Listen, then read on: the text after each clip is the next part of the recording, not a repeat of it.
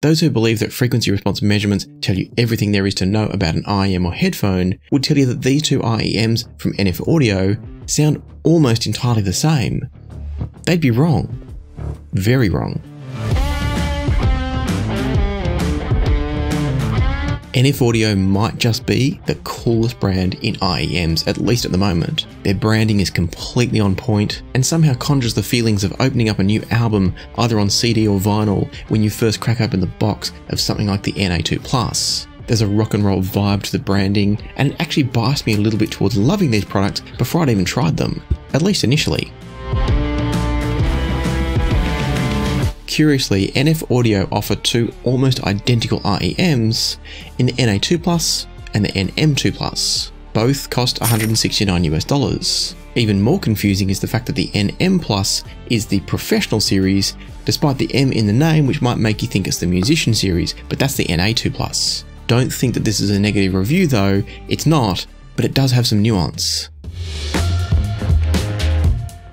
Both of these IEMs measure almost identically in terms of frequency response, and both use just a single dynamic driver. I say just a single dynamic driver, that's not a bad thing, it's often a strength. However, those dynamic drivers are either structurally different, or they have some additional circuitry around them to change the way they perform. And that's because the NA2 presents a 32 ohm load with 107 decibel per milliwatt sensitivity, and the NM2 presents an 18 ohm load with 108 decibel sensitivity. This means you'll get just a little bit more volume from the NM2 if you try both of these side by side from the same device without adjusting the volume. So be aware of that if you are comparing them. You need to drop the volume a little bit for the NM2 to get an actual apples to apples comparison.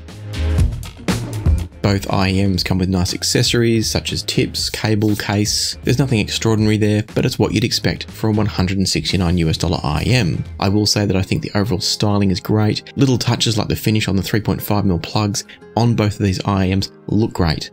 But you don't buy it for that, it's just a nice bonus. What might be better than you expect for $169 US though, is the fit, finish and quality of the shells. They're nicely sculpted and they're machined out of solid aluminium, and whilst I wouldn't say that they necessarily surpass other great designed IEMs around about the price, such as the Moondrop KATO, they do at least match it, and they're a little bit cheaper than the KATOs too. I said earlier that the packaging and style of the NF Audio IEMs initially biased me towards them, and that's true, but I also think they deserve the love, or at least one of them did. As I said before, these two measure basically the same, but they definitely don't sound the same, and that's the dark secret of this hobby and the voodoo of IEM and headphone tuning. There's more to sound than frequency response. There's the way the driver starts and stops for each sound. There's the amount of decay, how long each note is able to linger through resonance in the housing, through the movement of the driver. There's the way the driver pushes the air, how much of it and how hard. All of this can change the way an IEM does soundstage, and even things like its sense of note weight and presence. And that's especially true in the bass and the mid-range. With the NA2 and the NM2, all of those factors come together to make one, in my opinion, quite exceptional, and the other one just okay. The sound of the NA2 is crisp and clean, but it's also refined and generally very enjoyable. I felt like I could do with some extra bass on rock tracks like Hitchin' a Ride, but it's still generally very enjoyable, and it manages busy tracks well, which is also important for raucous rock tracks.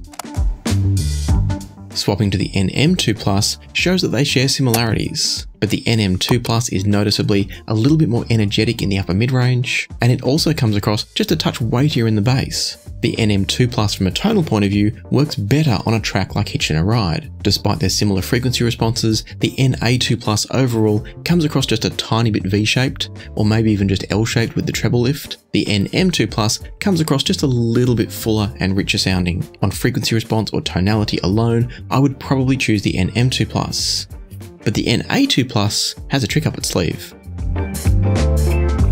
The staging, separation and image focus from the NA2 is brilliant. I mean really brilliant. The NM2 is a little bit more intimate and noticeably less spacious. Its image focus and the sense of separation of sounds is great, but it's all operating in a smaller space, so you don't get the wonderful sense of scale and spread of all the instruments. Of the two, I would choose the NA2 despite the fact that I prefer more bass. And that's because the staging and imaging are both so excellent from the NA2 Ultimately, both are solid IEMs, but I think the NA2 Plus is potentially an exceptional IEM, but that's only when we're comparing them to each other.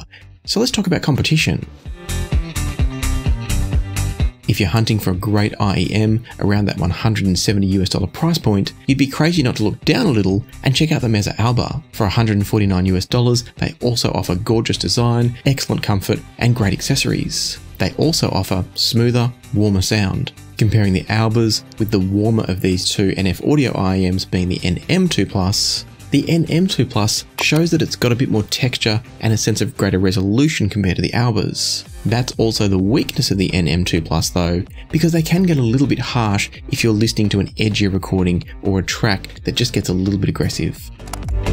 And that's what the darkness does as the tension builds, and it does make the NM2 Plus a little bit less enjoyable on this track. The Alba's smoother delivery is a touch more forgiving, but it also delivers a better sense of bass rumble that can help to build drama and drive the rhythm depending on the track. The Albas also don't mask or lack details and resolution and texture, and they don't hide poor recordings.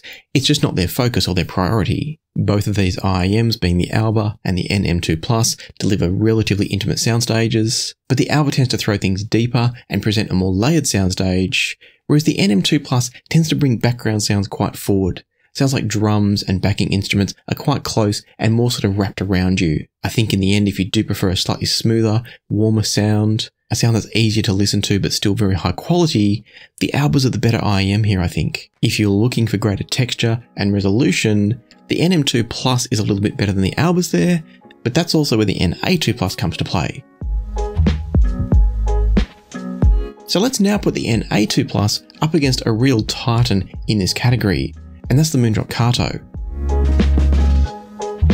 I prefer the KATOs with the brass nozzles fitted, and comparing the KATOs with the brass nozzles fitted to the NA2 Plus, the NA2 Plus just crushes the KATOs in terms of soundstage size, scale, and placement of sounds. The NA2 Plus comes across more spacious, wider, and with better focus and placement of images. Where the KATOs come out more clearly on front is with areas such as their bass. They have more weight and more extension in the bass, and they also deliver a smoother vocal without losing texture.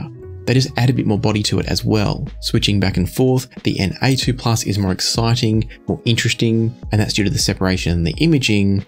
But then the KATO is a little bit more relaxing and a little bit easier to listen to while still being very technical. And it's the KATO that I probably find myself enjoying across a wider range of genres. Case in point, on an R&B track like Fighting Suspicions, the NA2 Plus sounds just a little bit too lean and too bright. It's still enjoyable and interesting, but the tonal balance doesn't quite work so well on a track like this where it needs the bass, it needs the drive. In the end, if you're a fan of spacious, well separated and expansive sound stages, the NA2 Plus are a great option that you should definitely consider. And that's especially true if you listen to lighter genres like acoustic music, folk music, small ensemble classical music, but they might leave you wanting a touch on bigger genres like full-scale orchestral music, film scores, or other genres that need bass like R&B, rock, blues, funk. As for the NM2 Plus, I don't really see why you would choose those over the NA2 Plus. The NA2 Plus seems to have scored all of the voodoo and tuning black magic when NF Audio put these two together, and so I think I'd just go straight to the NA2 Plus, or if you're looking for a slightly warmer, smoother sound, then look at the KATO or even the Alba. Now, if you want to see why I'm such a fan of the NA2 Plus and what it's doing from a technical point of view, I'll put links down below through to both the NA2 Plus and the NM2 Plus. But realistically, just click on the NA2 Plus link and thank me later. Of course, if neither of those sound like your cup of tea, you're probably better off saving yourself $20 odd and just picking up the Meze Albas. And so if you want to know more about the Albas, I'll put a link up here. It might be here now, it might be coming in just a moment, because in the meantime, I also have to say thank you as always to channel members, to channel Patreon members, and to those of you that leave super thanks on videos here on YouTube. And for now, happy listening, be kind to each other, and I'll see you here next time on Passion for Sound.